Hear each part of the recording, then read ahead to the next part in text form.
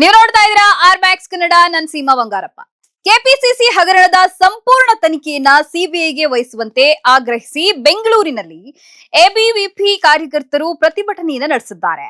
ನಗರದ Freedom Park, Maurya circle, Rajiv Gandhi circle ಹಾಗೂ KR circle ನಲ್ಲಿ ಪ್ರತಿಭಟನೆ ನಡೆದಿದೆ. ಈ ವೇಳೆ ವಿದ್ಯಾರ್ಥಿಗಳು ಹಾಗೂ ಪೊಲೀಸರ ನಡುವೆಯೂ ಕೂಡ ಮಾತಿನ ಚಕಮಕಿ ನಡೆದಿದೆ. ಇವತ್ತ ಪೊಲೀಸ್ ವ್ಯಾನು ಈ ರೀತಿಯಿಂದ ಆಫೀಸ್ ಎದುರುಗಡೆ ಬಂದಿದೆ. ಇದಕ್ಕೆ ನೇರ ಕಾರಣ ಏನು?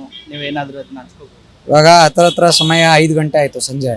ವಿದ್ಯಾರ್ಥಿ ಪರಿಷತ್ತು ಕಳೆದ 15 ದಿನಗಳ ಹಿಂದೆ ಏನು KPSC ಸಂಬಂಧಪಟ್ಟಂಗೆ ಚೇರ್ಮನ್ರಾಗಿರ್ಬೋದು, ಆಮೇಲೆ ಪಶು ವೈದ್ಯಾಧಿಕಾರಿಗಳ ನೇಮಕಾತಿಗೆ ಸಂಬಂಧಪಟ್ಟಂಗೆ 80 ಲಕ್ಷ ಏನು ಡಿಮಾಂಡ್ ಇತ್ತು.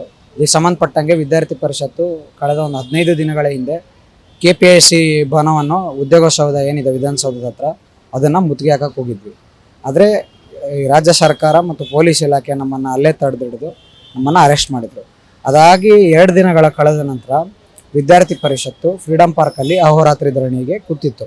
3 ದಿನ ಕಳೆದ ನಂತರ ಪೊಲೀಸ್ ಇಲಾಖೆ ಮತ್ತು ರಾಜ್ಯ ಸರ್ಕಾರ ನಮ್ಮನ್ನು ಅಲ್ಲಿಂದ ಎಬ್ಬಿಸ್ಬಿಟ್ಟು ಕಳಿಸಿದರು. ಆದರೆ ಇವತ್ತಿನ ದಿನ ನಮ್ಮ ಕರ್ನಾಟಕ ರಾಜ್ಯಾದ್ಯಂತ ಎಲ್ಲ ಕಡೆಯಿಂದ ನಮ್ಮ ಕಾರ್ಯಕರ್ತರು ನಾವು ಈ ರಾಜ್ಯ ಸರ್ಕಾರಕ್ಕಾಗಿರ್ಬೋದು ಮತ್ತು ಈ KPSCಗೆ ಸಂಬಂಧಪಟ್ಟಂಗೆ ಇದನ್ನು CBIಗೆ ವಹಿಸಬೇಕು ಅಂತ ಹೇಳಿ ನಾವು ಪ್ರತಿಭಟನೆ ಮಾಡೋಕ್ಕೆ ಬಂದಿದ್ವಿ.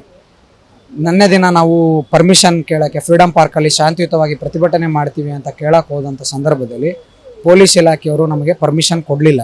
ಅದಕ್ಕೆ ನಾವು ವಿದ್ಯಾರ್ಥಿ ಪರಿಷತ್ತಿನ ಕಾರ್ಯಕರ್ತರು ಎಲ್ಲರೂ ಸೇರಿಕೊಂಡು ಶಾಂತಿಯುತವಾಗಿ ಫ್ರೀಡಂ ಪಾರ್ಕ್ವರೆಗೂ ಹೋಗಿ ಅಲ್ಲಿ ನಮ್ಮ CBIಗೆ ವಹಿಸ್ಬೇಕಂತ ಹೇಳಿ ಪ್ರತಿಭಟನೆ ಮಾಡೋಕ್ಕೆ ಹೊರಟಿದ್ವಿ. ಆದರೆ ಈ ರಾಜ್ಯ ಸರ್ಕಾರದ ಪೊಲೀಸರು ಮತ್ತು ಸರ್ಕಾರದವರು ನಮ್ಮನ್ನು ರೋಡ್ ಮಧ್ಯೆನೇ ಬೇರೆ ಬೇರೆ ಸರ್ಕಲ್ಗಳಲ್ಲಿ ನಮ್ಮ ಸಾವಿರಾರು ಕಾರ್ಯಕರ್ತರುಗಳನ್ನು ಬಂಧಿಸಿ ಬರೀ ಬಂಧಿಸೋದಷ್ಟೇ ಅಲ್ಲ, ಮ್ಯಾನ್ ಹ್ಯಾಂಡ್ಲಿಂಗ್ ಮಾಡಿ ಕಪಾಳಕ್ಕೆಲ್ಲ ಹೊಡೆದು ತಂದೆ ತಾಯಿ ಮತ್ತು ನಮ್ಮ ಮೇಲೆ ಅವಾಚ್ಯ ಶಬ್ದಗಳಿಂದ ನಿಂದನೆ ಮಾಡಿ ನಮ್ಮ ಮೇಲೆ ಅತ್ಯಂತ ಕೆಟ್ಟ ದೃಷ್ಟಿಯಿಂದ ಅವರು ಪೊಲೀಸರೆಲ್ಲ ಗೂಂಡಾ ವರ್ತನೆಯನ್ನು ಈ ರಾಜ್ಯ ಸರ್ಕಾರ ಮತ್ತು ಪೊಲೀಸ್ ಇಲಾಖೆ ಮಾಡ್ತಿದೆ.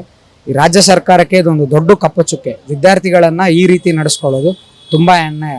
ಅದಲ್ಲದೆ ವಿದ್ಯಾರ್ಥಿನಿಯರು ಏನಿದ್ದಾರೆ ರೋಡ್ ಮೇಲೇ ಅವ್ರನ್ನ ಯಾವ ರೀತಿ ಬೇಕು ಆ ರೀತಿ ಎಳೆದಾಡೋದು, ಮತ್ತು ಬೇರೆ ಬೇರೆ ಈ ವಿದ್ಯಾರ್ಥಿನಿಯರನ್ನ ಹ್ಯಾಂಡಲ್ ಮಾಡೋಕ್ಕೆ ಲೇಡಿ ಪೊಲೀಸ್ಗಳೇ ಇರಬೇಕು. ಆದರೆ ಈ ಮೆನ್ ಪೊಲೀಸ್ಗಳು ಕೂಡ ಅವರನ್ನು ಹ್ಯಾಂಡ್ಲಿಂಗ್ ಮಾಡಿ ಇದು ಒಂದು ಸಂವಿಧಾನ ವಿರೋಧವಾದಂಥ ಚಟುವಟಿಕೆ ಅಂತಂತೇಳಿ ಹೇಳೋಕ್ಕೆ ಇಷ್ಟಪಡ್ತೀನಿ. ಇದಲ್ಲದೆ ಪೊಲೀಸು ಏನು ಗಾಯಾಳುಗಳಿಗೆ ಪೊಲೀಸ್ ಸ್ಟೇಷನ್ಗಳಲ್ಲಿ ಫಸ್ಟ್ ಏಡ್ ಕಿಟ್ಗಳು ಏನು ನಮಗೆ ಫಸ್ಟ್ ಏಡ್ ಮಾಡ್ತಿದ್ದಾರೆ ಎಲ್ಲ ಡೇಟ್ ಬರ್ಗಳಾಗಿ 1-1.5 ವರ್ಷ ಕಳೆದಿದ್ದಾವೆ.